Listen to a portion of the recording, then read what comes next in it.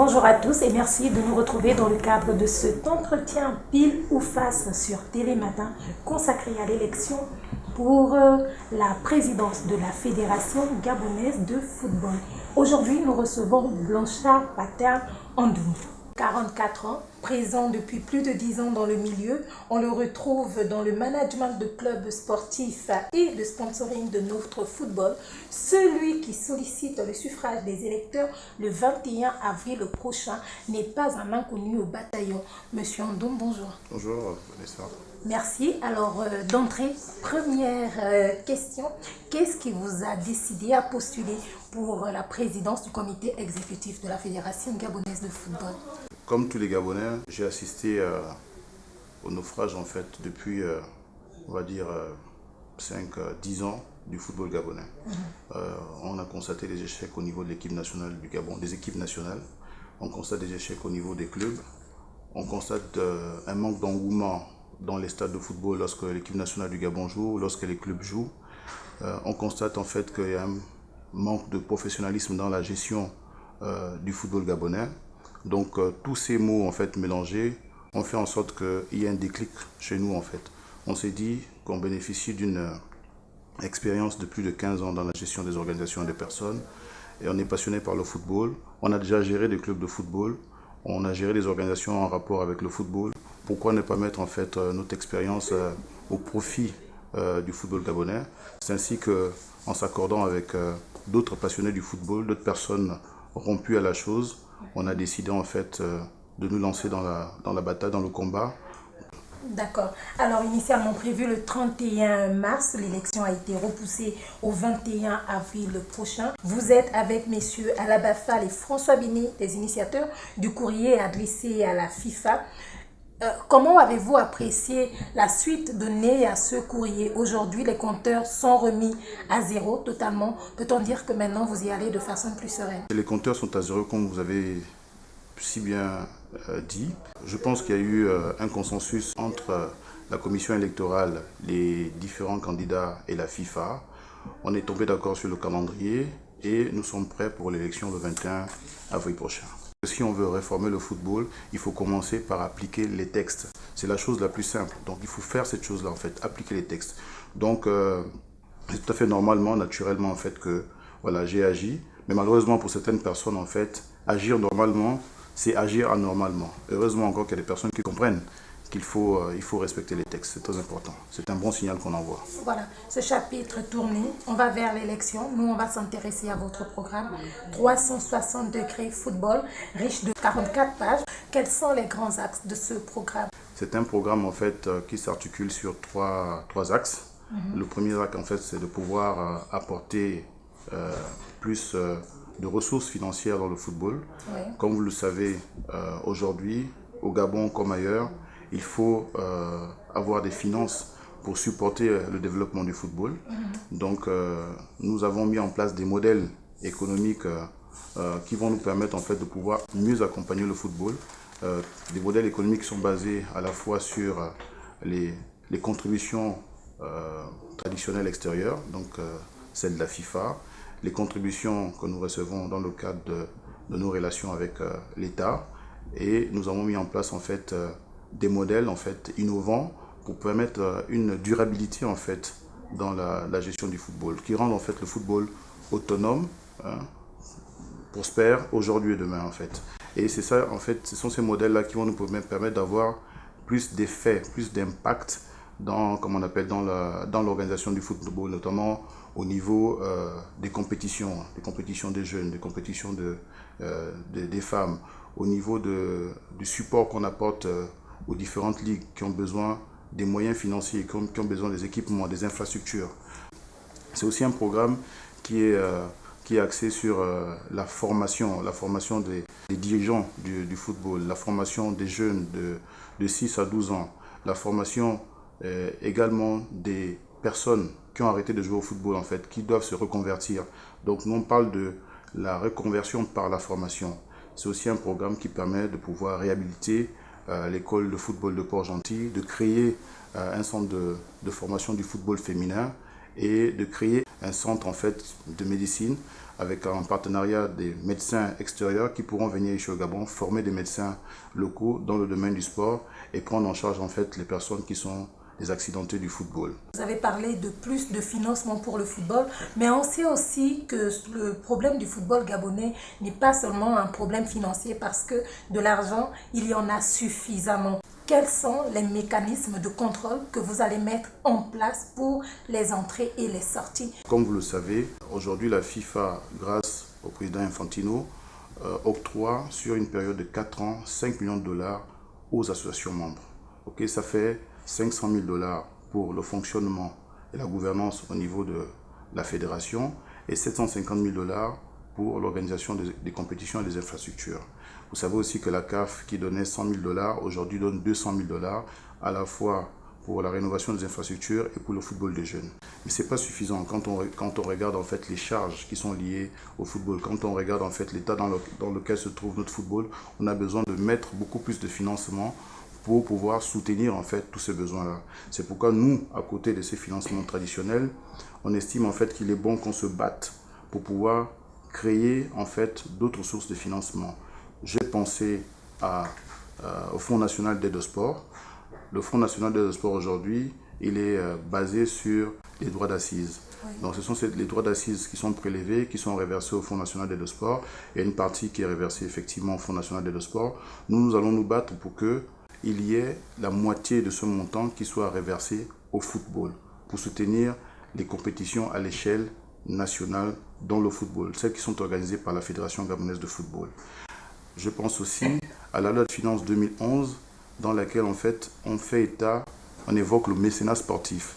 C'est la possibilité en fait pour la fédération, même pour les clubs, de solliciter du sponsoring et en contrepartie bénéficier de certaines exonérations pour les personnes en fait qui contribuent de façon régulière au financement du football. Mécanismes aussi, d'autres modèles économiques que nous allons mettre en place qui sont beaucoup plus, qui permettent en fait une durabilité, des véritables mécanismes qui vont booster le football gabonais parce qu'on va avoir un championnat qui va se jouer de manière régulière, de manière constante. On aura des footballeurs combatifs, on aura des footballeurs de qualité. Ça fait beaucoup d'argent qui va sortir.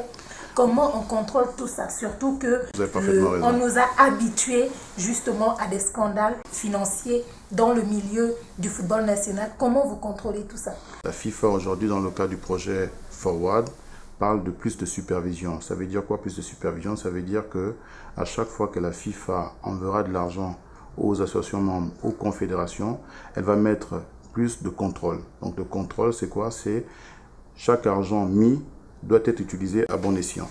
Donc nous, derrière, déjà en interne, au niveau de la fédération, nous allons mettre une cellule pour pouvoir auditer la gestion financière du football. À côté de ça, nous allons nous attacher les services des cabinets d'audit derrière qui vont contrôler la gestion des financements. Nous allons offrir 30 millions de francs CFA aux ligues, 10 millions pour le fonctionnement, 20 millions pour l'organisation des compétitions. Nous allons octroyer cet argent, apporter cette contribution après présentation des objectifs. Et des objectifs qui seront des objectifs trimestriels. C'est dès qu'après donc, le trimestre est écoulé qu'on fera le point pour pouvoir renvoyer de l'argent pour continuer en fait les compétitions. Si on s'aperçoit que l'argent n'a pas été utilisé à bon escient, nous allons prendre des mesures disciplinaires dans le cadre de cette mauvaise gestion, si effectivement il y a des fraudes. D'accord. Alors on s'intéresse aussi au football féminin parce que effectivement c'est la part du football qui apparaît toujours dans les programmes, mais après derrière il y a peut-être un manque de politique pour la visibilité, la valorisation des actrices du sport. Sur ce point, comment vous nous répondez? Le football féminin occupe une place de choix dans notre programme. Je vous ai dit tout à l'heure en fait que nous avons l'intention de créer un centre de formation pour le football féminin. Oui. Ça c'est une première chose. Deuxième chose, nous avons l'intention de mettre en place une compétition à l'échelle nationale pour le football féminin, un championnat national pour le football féminin. On veut aller plus loin. Nous voulons mettre en place plutôt une ligue nationale du football féminin qui sera dédiée au football féminin. Parce qu'on a constaté en fait qu'avec la ligue professionnelle de football actuelle, on a des personnes en fait qui sont beaucoup plus orientées vers le football des hommes. Il faut créer une ligue qui va s'occuper du football féminin, peut-être pas à l'échelle professionnelle, mais au niveau amateur, et voilà, consacrer entièrement à cela. Trois grandes choses. À côté de cela, nous avons prévu en fait, dans le cadre de la bataille que nous allons mener pour pouvoir, dans le cadre du Fonds national de sport, donc collecter la moitié du fonds qui est dédié au sport, parce que le football c'est le sport roi, c'est le sport fanion. Nous allons nous battre tous ensemble pour qu'on nous donne une partie de cet argent, et dans cet argent, nous allons consacrer une ligne budgétaire pour soutenir le développement du football féminin. Nous avons pensé à 300 millions de francs CFA. Mais nous allons mettre un accent sur le championnat D3, pour qu'on voit apparaître à côté des hommes, des femmes qui jouent. Et les champions en fait de cette catégorie, donc la D3, joueront un tournoi, une compétition sur une longue période où en fait on pourra détecter les meilleurs talents féminins qui pourront fournir en fait les différentes catégories au niveau des équipes nationales. Vous avez déjà fait le tour de quelques ligues, vous avez échangé avec les différents comités, les différents acteurs de l'intérieur. Qu'est-ce que vous retenez de ces échanges? La première chose en fait que je retiens des discussions que j'ai eues avec les présidents des ligues, c'est que ces personnes en fait sont des personnes passionnées, qui ont des programmes viables, mais qui ont besoin en fait d'être soutenus par la fédération, à travers d'abord la présence même de la fédération sur le terrain, l'expertise au niveau fédéral qu'on doit apporter aux ligues, mais également d'apporter un soutien financier à ces ligues. C'est pourquoi je vous ai dit que dans le cadre de mon programme, nous avons en fait prévu un budget assez conséquent pour les ligues. Je vois en fait aussi des gens qui ont besoin véritablement d'infrastructures pour pouvoir organiser leurs compétitions, d'infrastructures pour pouvoir organiser leur travail. Malheureusement, j'ai vu des ligues qui sont très très mal loties, où en fait on n'a que une salle de moins de 20 mètres à 30 mètres carrés. On a une table qui sert de salle de réunion et qui sert aussi du bureau du président de la ligue. C'est dans les ligues en fait que se joue véritablement le football amateur, et c'est dans les ligues qu'on voit en fait le véritable vivier du football gabonais. Il n'est pas question en fait qu'on puisse se concentrer uniquement sur Libreville et Port-Gentil. Il est bon en fait qu'on puisse mettre les autres ligues en évidence. Ces ligues-là regorgent de nombreux talents en fait qui peuvent véritablement aider dans le développement du championnat national, dans le développement en fait des équipes nationales du Gabon. Parlant des équipes nationales du Gabon, il y a ce désamour désormais affiché entre la sélection nationale vitrine du football gabonais et le 12e homme. Comment vous pensez réconcilier les Panthères avec le public? Je pense que le problème de l'équipe nationale du Gabon ne se limite pas uniquement à la rupture qu'il y a entre le public gabonais et comment on appelle l'équipe nationale. Je pense qu'il y a plusieurs en fait problèmes. C'est une problématique qu'on a identifiée. On constate en fait qu'il y a des soucis au niveau de l'encadrement technique, il y a des soucis au niveau du comportement de certains joueurs, il y a des clivages, il y a des problèmes au niveau financier, c'est-à-dire que on a constaté qu'il y avait des disparités au niveau des primes qui sont données par exemple à certains joueurs. Il nous est revenu en fait qu'il y a des soucis entre certaines autorités et la fédération gabonaise de football. Je pense que ce problème en fait ne peut pas trouver une solution uniquement à travers moi. Moi je pense en fait qu'il est bon que l'on puisse se retrouver, tous les acteurs du football, qu'on puisse se retrouver et à travers donc un colloque ou un séminaire, on puisse identifier tous les problèmes une bonne fois pour toutes et que l'on puisse en face des problèmes mettre les solutions idoines pour guérir de manière définitive les maux qui minent en fait l'équipe nationale et charger des personnes précises, des personnes compétentes pour pouvoir gérer tous ces problèmes-là. Alors, on vous sait très proche du CF Mounana. HPO serait-il votre mentor? Écoutez, ça me fait rigoler et cette question revient toujours. Je vais vous dire une chose. Monsieur Opianga est mon père. Est-ce qu'un père ne peut pas soutenir son fils dans le cadre d'un combat comme celui-là? Est-ce qu'un fils ne peut pas demander à son père des conseils? Quand on sait encore que son père est dans le milieu du football depuis belle lurette et qu'il a pignon sur rue. Son équipe, aujourd'hui, on va dire, est l'une des meilleures équipes du Gabon. Je ne peux pas le nier. Le nier, ce serait vous mentir. Il me donne des conseils. Nous avons régulièrement des discussions avec lui, comme avec d'autres personnes que je connais très bien qui sont dans le milieu du football. Mais bon, M. Opianga étant une figure de proue dans le football gabonais, tout de suite, en fait, les gens estiment en fait que c'est celui qui a suscité ma candidature. Mais ce n'est pas vrai. Ma candidature a été suscitée à travers les différents constats que je vous ai fait tout à l'heure. Et j'ai été encouragé par des personnes qui sont très proches de moi, qui sont avec moi au quotidien. Nous sommes les candidats du football gabonais, nous ne sommes pas les candidats de quelqu'un. Vous êtes accompagné d'hommes et de femmes. Parlez-nous brièvement de vos colistiers. Comment vous les avez retenus? La plupart sont des hauts cadres dans l'administration publique et dans certaines entreprises de la place. Ce sont des colistiers qui sont composés à la fois de jeunes et des personnes un peu plus âgées. Il y en a parmi eux en fait qui ont directement géré le football gabonais. Il y en a qui ont été dans d'autres fédérations, qui ont été dans les ligues. Il y en a d'autres qui sont directement liés à des clubs de football engagés en championnat de première division et deuxième division. Il y en a qui sont des dirigeants de clubs de troisième division. Donc c'est des personnes en fait qui sont passionnées par le football et qui, en dehors de leurs activités professionnelles, mènent des activités dans le cadre du football. C'est des personnes en fait qui, comme moi, partagent la même vision, celle de rendre le football autonome, prospère aujourd'hui et demain. C'est des personnes qui partagent l'objectif de pouvoir faire renaître le football pour gagner.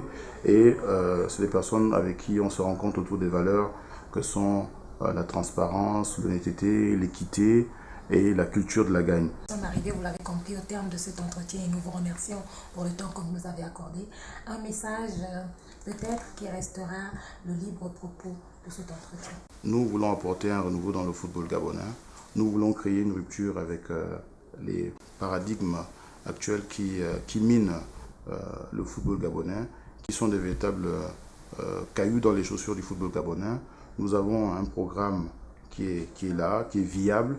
Nous créons une interconnexion générationnelle pour la gestion du football gabonais et nous pensons que nous avons tous les outils nécessaires pour pouvoir apporter la réforme que tous les Gabonais souhaitent voir dans le football gabonais. Donc on demande à toutes les personnes qui sont électeurs de nous faire confiance pour qu'on puisse apporter cette rupture tant voulue. Projet baptisé 360 degrés, projet viable. Objectif, faire renaître le football pour gagner. Nous étions à l'instant avec Blanchard Paterne Andoum, candidat à la présidence du comité exécutif de la Fédération gabonaise de football. Et nous vous le rappelons, l'élection aura lieu le 21 avril prochain du côté de Lambaréné.